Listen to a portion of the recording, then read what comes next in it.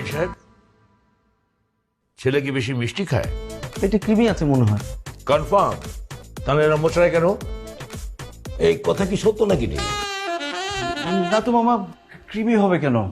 আসলে বসে থাকতে থাকতে শরীরে জ্যাম হয়ে গিয়েছিল, তাই একটু এক্সারসাইজ করলাম আর কি।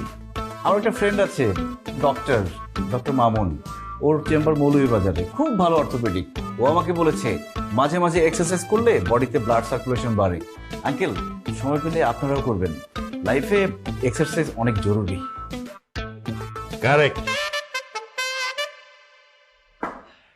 তোমার এই বিষয়টা আমার খুব ভালো লেগেছে।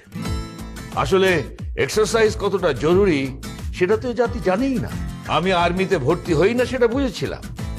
প্রতিদিন আমাদের নিয়ম করে কয়েক ঘন্টা এক্সারসাইজ করা লাগতো। তোমাদের একটা মজার ঘটনা বলি।